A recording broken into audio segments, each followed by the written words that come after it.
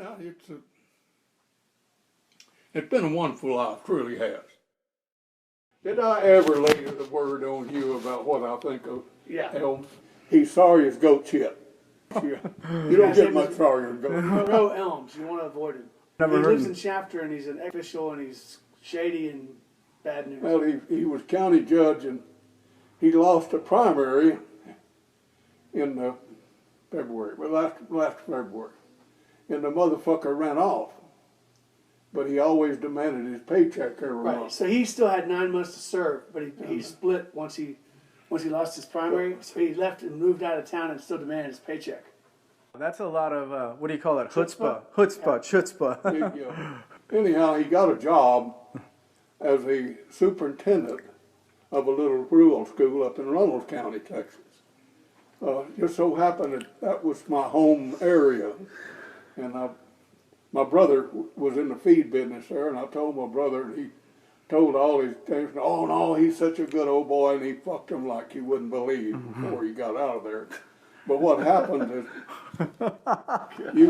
whenever you do that, like he did, you can't do anything with county government. Well, you can, but you got to do a special thing.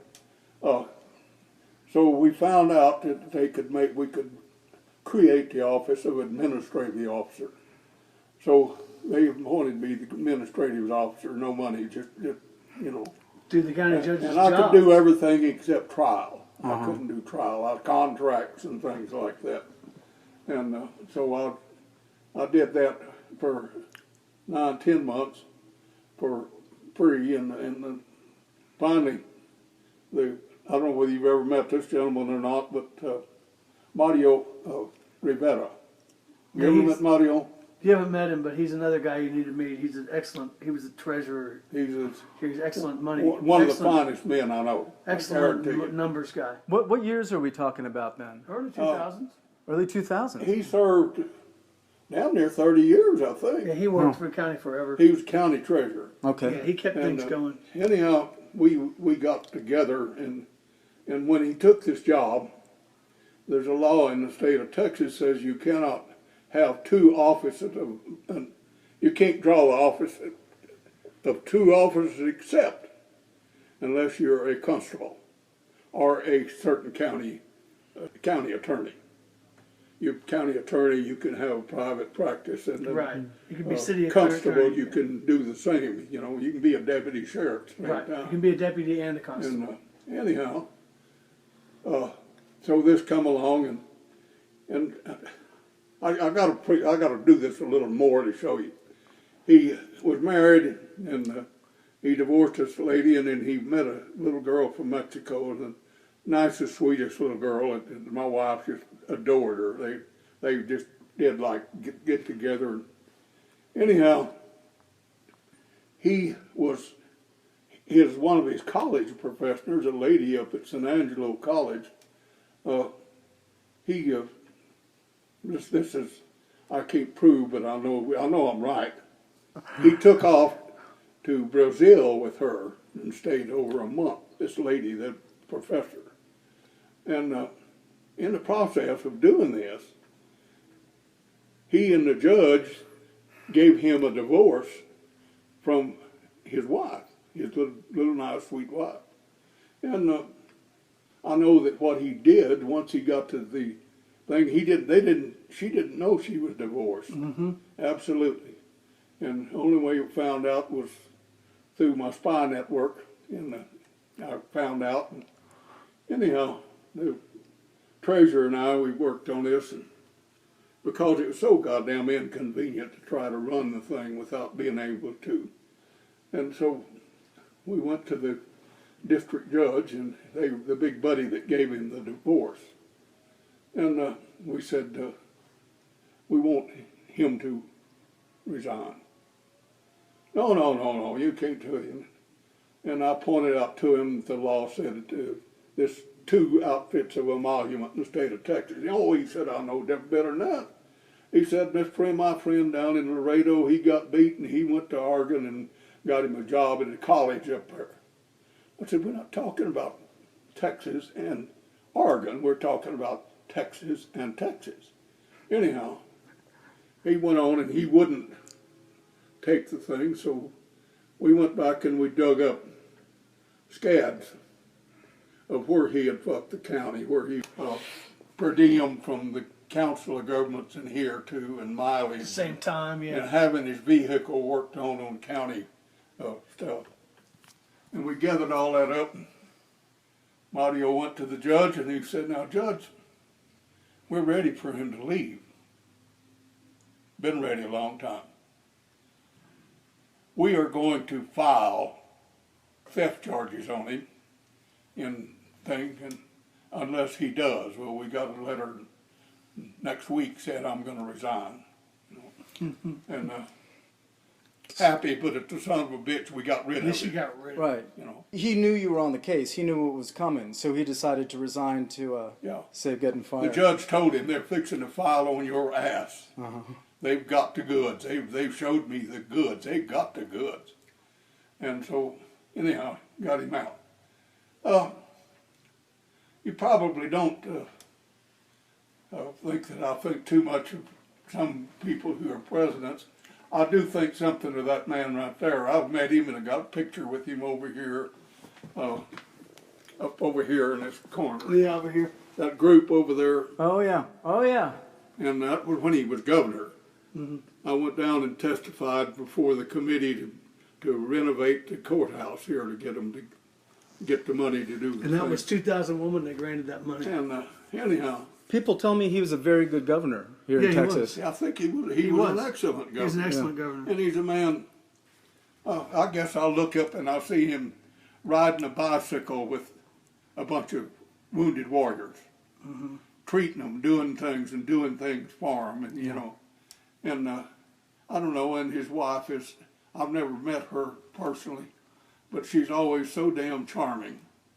Then the second thing was that his daddy, George H.W., flew one of them and got shot down over the Pacific. He flew the same plane you flew?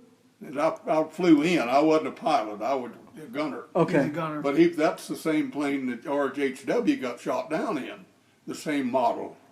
And George H.W. was a pilot and you Yes, were yeah, a that's gunner. in World War II. So I got a question for you. I understand there was a training base around Marfa to teach people how to fly flights for. Right out here. Is between that here where and you, Alpine. is that where you trained? No, I trained in Florida, Oklahoma, Michigan. I was in Detroit whenever they got peace in the Pacific. And I was stationed at Grosse Isle. You know where Grosse Isle, the Detroit River enters into Lake Erie. Well, Okay. there's an island there. It's Grosse Isle. It's a really uptown place. The other upper end is Grosse Point, and that's really the uptown place. Yeah, Grosse Point Blank, remember the movie? Sure. Yeah, It's all in absolutely. Right. upper Detroit. You know. So if you're from here, why didn't you train there? They didn't train for that kind of plane here? No. Let me tell you how I got into this. Okay. They came around when I was a senior in high school, and they said, we need aviation cadets, Navy aviation cadets. Take the exam, and if you pass it, you become a cadet. Well, I took it and I passed it. And then they said, sorry, you wasn't high enough in your high school graduation class. So all these folks that took it that was above me, then none of them so much passed it. But anyhow, so they offered this thing. They said, we will put you into the air gunnery school business, air crew business. And so I went to boot training at Jacksonville, Florida, which that was the only thing it ever did was train air crew. That was an air crew training thing. And the reason why, now I'm going to tell you the reason why I was not in the top 10. Our school had a rather strange policy. You get 5 demerits, you lost 5 points off of every grade. Several times I lost 25 points in a 6 weeks, but I managed to pass and graduate. God. But my report cards look like, God damn, boy, how did you they'd show up here 95 less 25, 70, you know. And so I didn't go to the cadet, but that's how I got into that thing. And then I went from there to Norman, Oklahoma, and got to be an ordnanceman, aviation ordnanceman, and a radar operator, and a first aid man. They did all of this thing, and the talk about the Green Berets and all them. Well, we wasn't quite that famous, but we did damn near everything they did. We were put out in the Everglades and find your way out of here. Jesus. We had to learn, we had to swim a mile. We had to swim 4 different styles: breaststroke, backstroke, side stroke, in the crawl. And we had to swim 25 yards underwater. And part of the thing, they had a skeleton of an aircraft, and it went up 40 feet. You put on all your harness, and they dropped it into the pool, and you to escape. Of course, they had people there to save your ass if you didn't do. But we did all these things before the Green Beret. I never was a good swimmer, and I never was any. I didn't excel in a friggin' thing except getting the dirt. And so anyhow, I came back, and I started to school under the GI Bill. And all these old boys that wasn't going to school was out drinking beer and where'd having you go a to good school? time. And I said, fuck it, I'm going to do that too. But where'd you go to school? I went to San Angelo College. Okay, yeah. And I only went 1 full semester. Okay. And so anyhow, I went to work at the post office. And I worked there 4 years, and they come along with the Border Patrol recruitment. And they had 125 people come out and take this thing. I'm lucky, I'll put it that way, in part-time. Out of the 125, there was folks I knew who had master's degree, regular degrees, and all that. And there were 5 out of the 125. I was one of 5 that passed it. Then we met the board, who they went through you like give you circumstances to which you operated under. What do you do, you know? For instance, you were up at Las Cruces, and a train comes up through there, and they send you order, there's a little boy on that train, get his ass off. We want him. So you get on the train, and you go up to him, and God, turns out he's a U.S. representative en route to Congress. And they said, you said, what do you do? Well, write this out. No, can't do that. If you're en route to Congress, they are exempt from arrest. So, well, you know, what are you going to do? Well, sir, if you told me to do it, I'm going to do it. Oh, he's a goddamn ex-All-American. He can whoop your ass in a minute. I said, well, I didn't give this answer particularly to a good friend. And he's a pistol. He wasn't a big man. He's a picture over there. But anyhow, they said, you know, you're a little fart. What are you going to do? He said, if you're big enough to put the son of a bitch on there, I'm big enough to take him off. They said, okay, let's go on to something else. I mean, this was you had people and they run and escaped, and you know, do you shoot them? What do you do? And anyhow, that's when I got in the Border Patrol. And that was 1951, the picture over here with your class. Huh. And you graduated in 1951. How long was back that? before we get off of this, Okay. up yonder at the top, in this case, you see 2 sets of wings up there. They're the same wing. Uh-huh. That is a combat air crewman's wings of the Navy. Uh-huh. And that is my dog tag on the left over there above the gold badge. Mm-hmm. Of course, the ruptured duck over yonder, the Victory Medal, insignia on the Border Patrol. If you wear these things on your shoulder, means you're a supervisor. Down to a belt, another badge that they retired, and a dear friend gave me that agate belt buckle that made it himself. You know, who was a Border Patrolman. And the knife is that old boy was stationed here, and he and I went into knife building. I got 2 questions before we leave the military.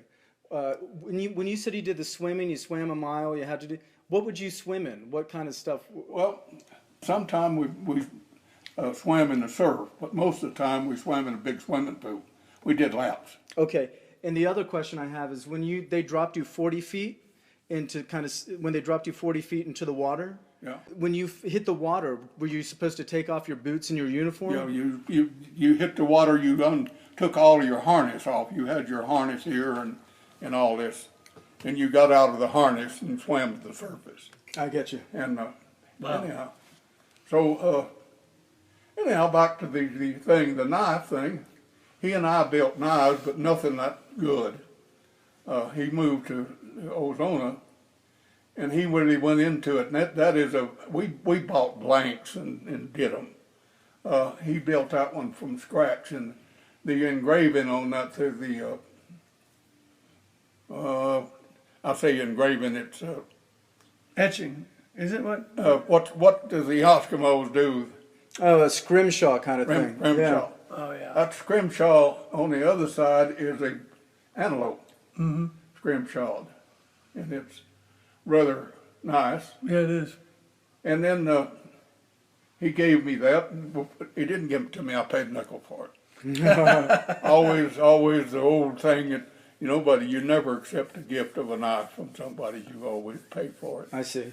And now, down over there on the right, that red thing with the Mexican peso on it, which is still silver, my employees at Presidio gave me that, and they said this is I had it on my tongue, man. That's all right. Anyhow, Go it's back. honorable. They said this is there's not a fucking thing about you that's honorable.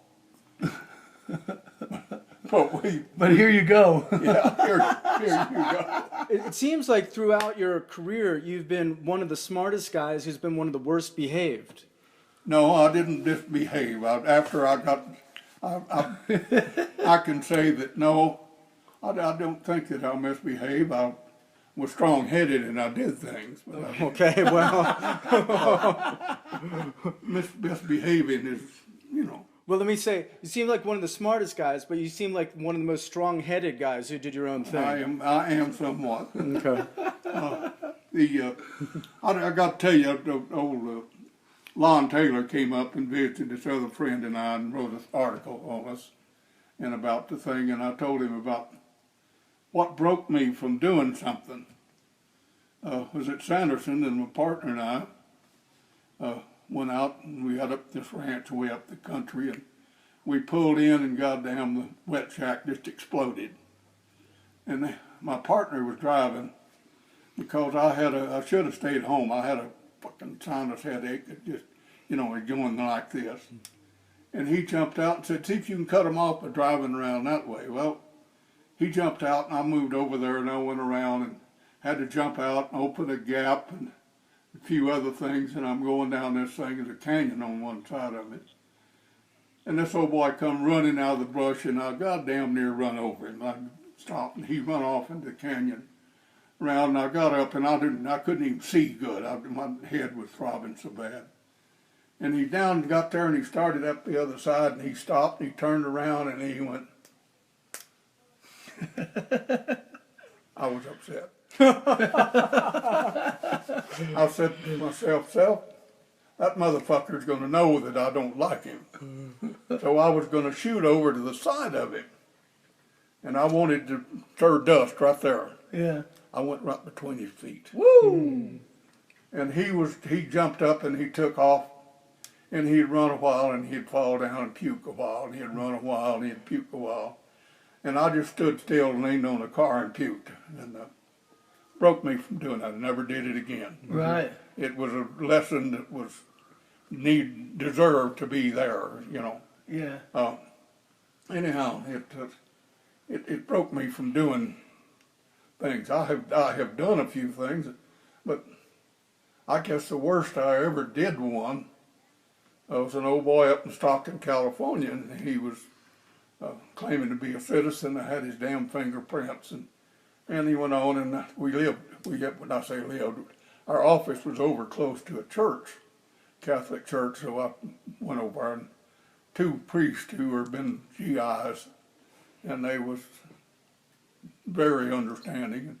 And one of them took him, and one of them had on brogans, and took him in, and they talked to him, and come back and said, he has no faith. He's you know, he just stand there and lie to you because of that. So I went back to the office, and we're back in this detention room, and so I'm talking to him, and I would say something, and then I'd very demonstrate. I do this. I move my hands.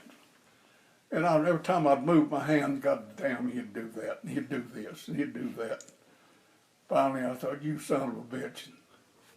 So I raised his hand, and he ducked over here, and when he did, I come up with it.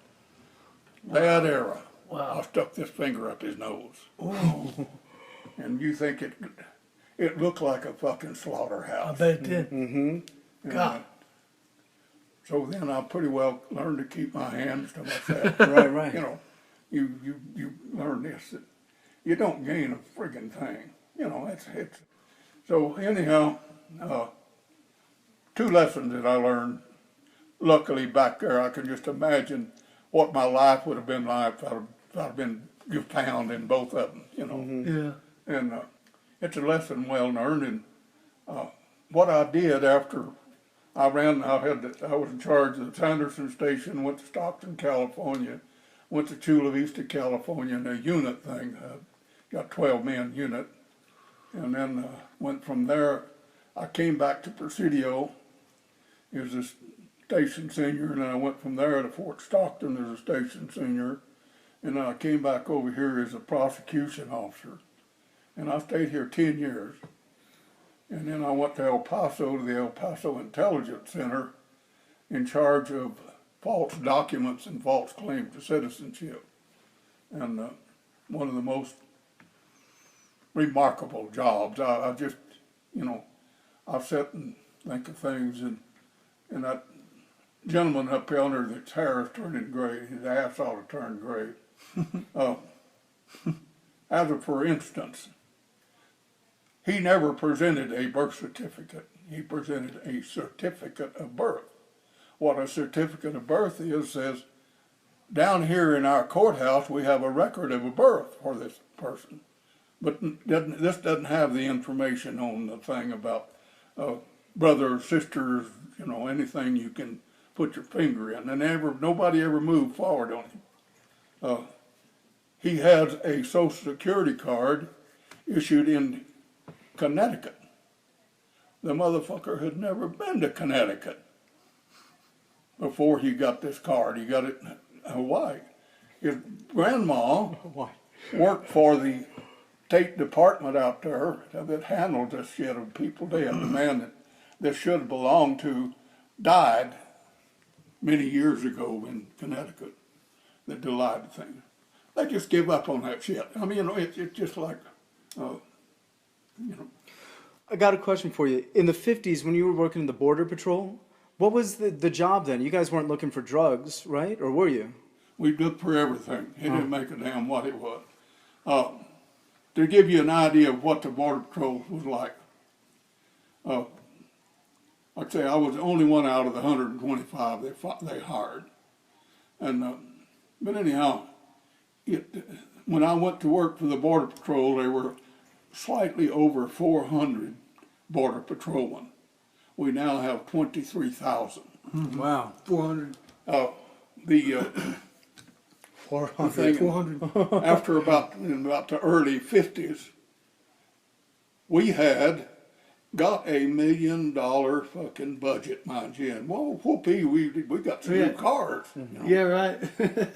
You know, now it's 38 billion, 39 billion. It's insane. With all of them people, and it's you know,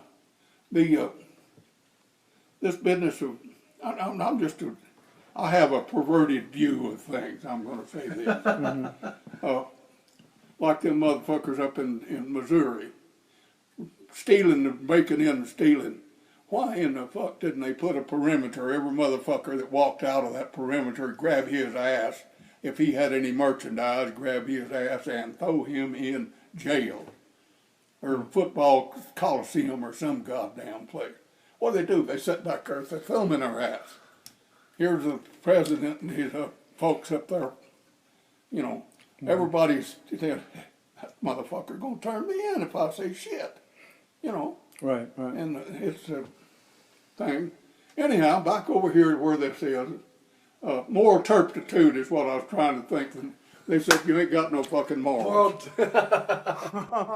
And anyhow, there's a 100 peso note, coin, by the way. Uh-huh.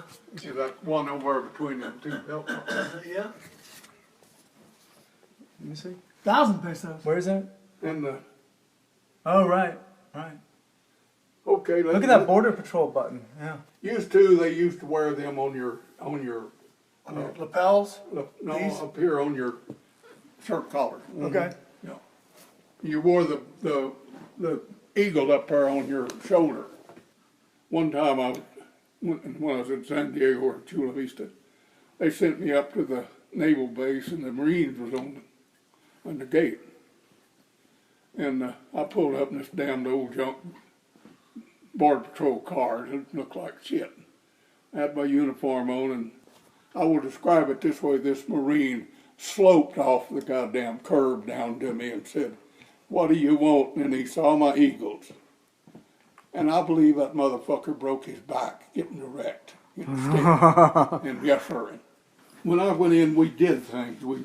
We didn't sit out here all day long and this, Sitting in that, a the truck other. waiting for something to happen. I got to know up to the highway, let's put it this way, up to the highway and back over yonder way, every goddamn gate, everything, that was what you do. You knew where the walkers was going and, you know, and you worked at the damn thing. And then down here is when I was sworn in as judge down at Presidio. Oh, yeah. And I chose Presidio because the commissioners voted, the two commissioners in Marfa voted for another man, and the two commissioners in Presidio voted for me. Who were the commissioners? And the judge. Who were the commissioners when you were? Well, Felipe Cardero was one. Felipe and Eloy, Aranda? Yeah. And who else? Aranda was one. Aranda's a nice man. I like Yeah, he's a Aranda. really nice guy. Did you Goddamn. live in this house Huh? did you live in this house when you were county judge? Yeah. Anyhow, after working up in El Paso, I'll go over yonder, but that flag was presented to me that flown over the U.S. Capitol, one of them fancy quickies when I retired. Fancy quickie. Yeah, they take it, put it up, and then put it down. Anyhow, the picture of that handsome man, you may not, yeah, you can see him. That was taken in California in 1958. Stockton? No, in Chula Vista. Oh, Chula Vista. And that was given to me when I retired, the badge and the eagles and whatnot. Mm-hmm. And then... Now, were you county judge when Rick Thompson was the sheriff here in the No, market? Commissioner. Danny Dominguez. I was commissioner when he lived. I was county commissioner. Uh-huh. Yeah. And help me out, when was Abe Gonzalez sheriff? He was immediately after Rick. Oh, I see. Rick had some troubles, right? And then Abe And took they- over. This was all another one of them illegal things. The judge, not his job to name the man, is a county commissioner job, but the judge named him. Mm-hmm. No, you get the fuck out of here. You know, I'm all potent. I'm the man. Yeah.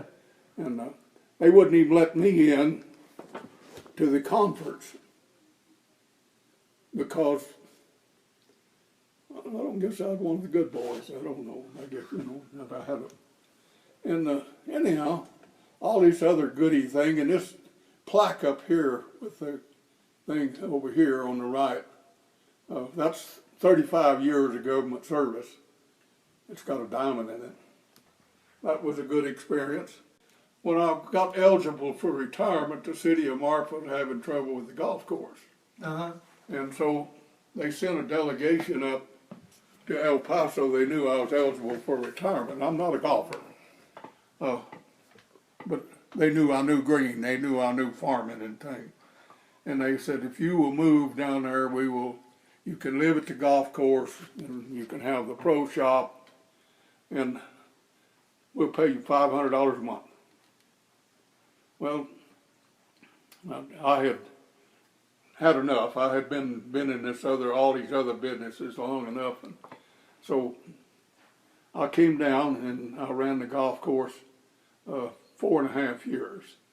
Well, I took it from a 12 to 15,000 deficit to a $2,000 profit every the last years that I was there. I bought these myself from the Texas Forestry Service. I planted trees. Well, to get them to water, I put a ditch down alongside the the fairway, and planted them and run the water and did them that way. Well, the grass grew in that ditch. And all of the motherfuckers come up and said, that's bad, we can't find our ball, goddamn, you know. I said, don't hit your fucking ball over there. Anyhow, they finally got on my nerve, and I said, up your ass.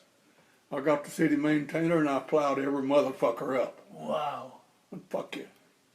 You know. Wow. And so I decided I have ever swinging dick picks up a stick, thinks they're a better greens man and all that shit. Tell you how to do bugs, and they knew absolutely nothing of the damn thing. Finally got a man from Texas A&M to quiet. They said, you got to water all night long. I said, no. Brought a man from Texas A&M, and he said, you shouldn't be on that fucking golf course at night unless you're poisoning for bugs. Do not ever water at night. All you do is bring out the bugs. It's comfortable for them in the night. And this went on. I said, fuck yeah. But anyhow, my friend from Alaska's down, and we're talking about this, and I found out that these 6 blocks in back here where Chip lived were for sale. So we looked into it, and he looked and down, found out who their attorney was up in San Angelo, and he knew him well. Anyhow, between the two of us, we bought 8 lots. Okay. And so he said, you streets pick were out which 4 you want. Yeah, what streets were these on? I had these 2 and them 2. Okay. Took it. Yeah. And then his is over there. And the reason, he's in Alaska, and they had come out of that over there, and they bladed their road across these lots to come out of there and go, you know. And so the city superintendent was up one day, and I said, Travis, I wish the fuck you'd quit blading my property because it's not a public road. He said, oh, you own that? I said, damn sure do. And he said, it'll not be bladed as long as I'm here. So he made a ditch. Well, It's Curtis Granderson? huh? Curtis Granderson? No, Travis Self was his name. Travis Self. Yeah, okay. And anyhow, the park down there named for Travis. Yeah, right. Anyhow, Gary Rogers, who owned the motel, or had the motel anyhow, and was selling real estate, and he leased his house out. He lived over in the big house, this other house there, that they painted white. Anyhow, he leased this out, and so when it come up to it, and I said, you're going to quit driving across my goddamn property. I want to build my house. So he brought it up before the city, and what the city had done, the old mayor who lived over there had decided that this was a good place for this water tower. And all this is it's the same height down there when the water's the equalization. Yeah, they're the same height, but always in the 2 of them. Right. And This one holds much more water. he just put it in there. They didn't make any action. They just put the thing in the street. And so old Gary said, well, by God, I'm going to sue. And I said, I hope you don't win, because it's going to be over my dead body before you drive across that son of a bitch, I guarantee you. Oh, well, he decided that wasn't what he wanted to do. And so, anyhow, I sold these 2 back here to the lady named Mary Davis. And so she sold it to a fella that run the Farm Bureau, and he sold it to a school teacher, and the school teacher sold it to Jake, and Jake sold it to, I'm trying to know them, but I can't tell their name. And then finally, Chip bought it. Okay. And then Chip had it a whole lot on it. So those used to be my lots. All right. Well, I bought the one lot from the man over there, from my friend, who I paid him as much as I paid for these other. Yeah. Because after I put my fence in and cemented it down to keep my dogs from digging out, Yeah. I thought, what the fuck, if I'm 2 inches over and somebody else gets it, all this shit's gonna Tear go the on. scrap, So yeah. I bought the lot, so I got a lot between me and Tom and Suzanne, and over here. But anyhow, that's generally. I went to work after that, out there I went to work with Community Action. I took people to the hospital all over Dallas, Galveston, Midland, Odessa, El Paso, wherever, from Presidio, Candelaria, Redford, Alpine, whatever, and I enjoyed it, I really did. That's good. All of those folks, very few of them spoke English, Right. and so I got to speak Spanish all the time, That's good. and I just enjoyed it greatly. And in El Paso, I had been stationed there, so I knew a little about it. And when I had to wait for somebody to get out of the doctor's office, I would take them on a tour. I'd take them like to the National Cemetery. Mm-hmm. Beautiful job. You ever been to the National Cemetery? No, I've not. I have. It's so symmetrical. Drive down there and here's triangles. Here's this and here's that. They change on you as you go through. I have a cousin buried up there who was a fighter pilot and got shot down over France. Oh, really? Yeah. Huh. And, anyhow, and I have some men that work for me are buried up there. We're good friends. Well, it's been a wonderful life, truly has. Anyhow, I went to the Silver-Haired Legislature, and I got used to that thing. I ran against a insisted that a sweet little old lady, a teacher from over at Alpine, that didn't do shit. So they said, "Would you run against her?" And I said, When I met her, and she said, "You can't beat me. I'm a sweet little old teacher, and they love me." When the votes was counted, I had 80% of the ballots. Wow. She didn't understand. And I made my speeches where they were predominant Spanish. I made them in Spanish.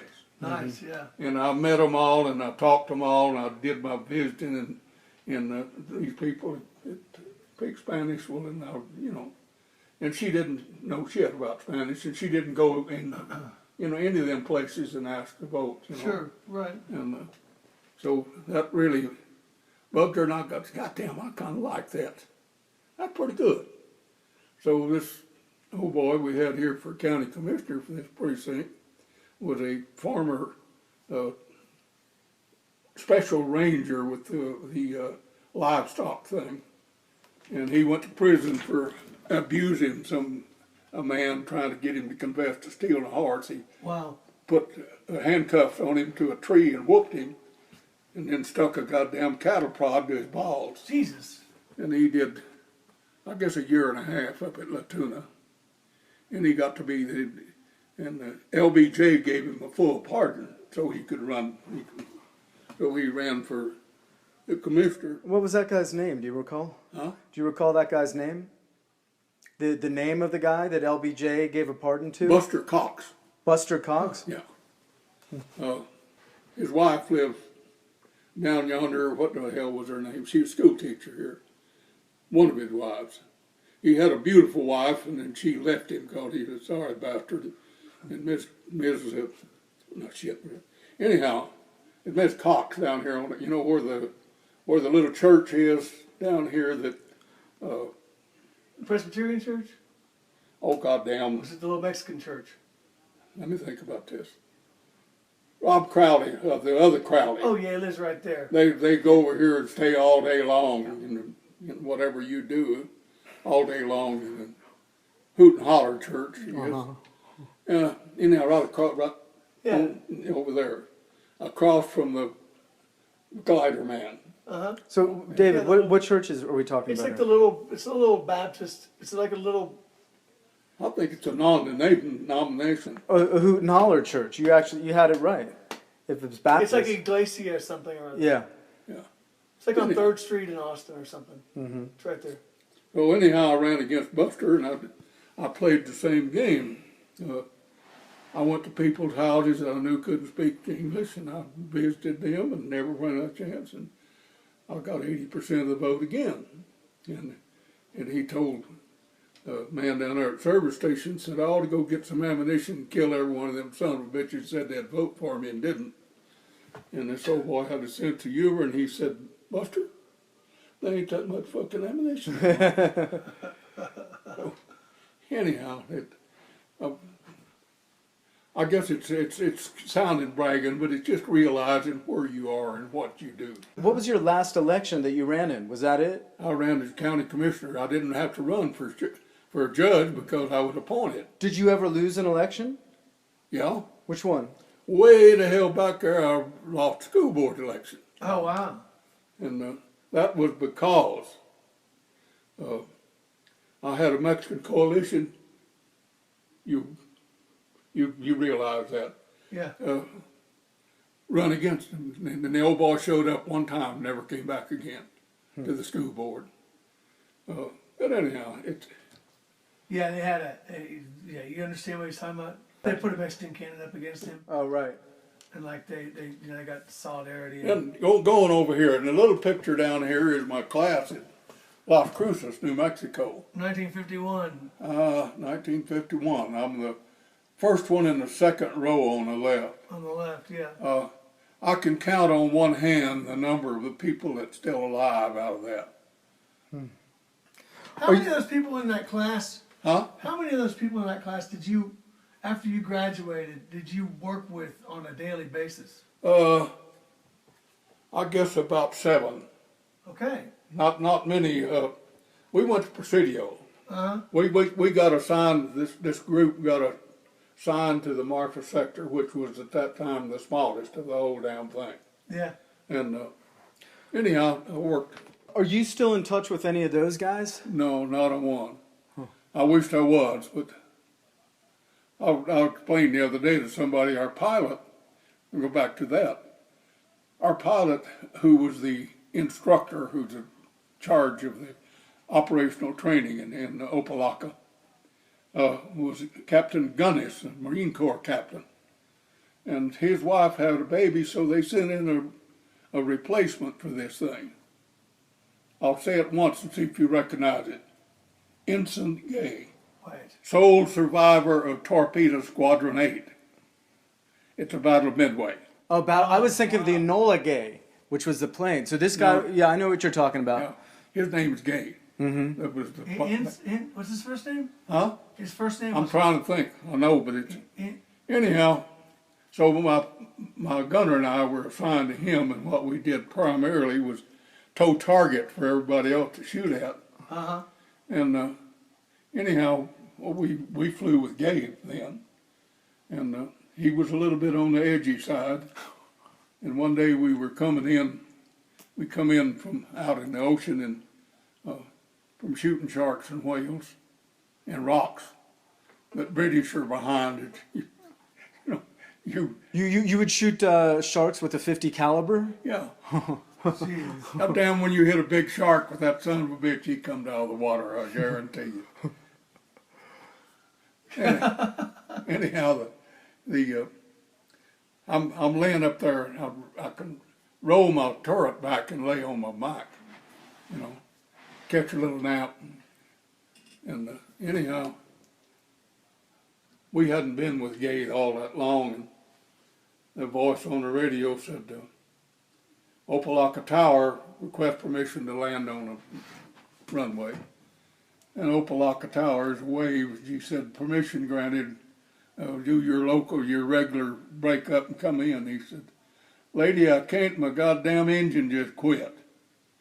And I'm thinking there, when he first started talking, oh, boy's got problems.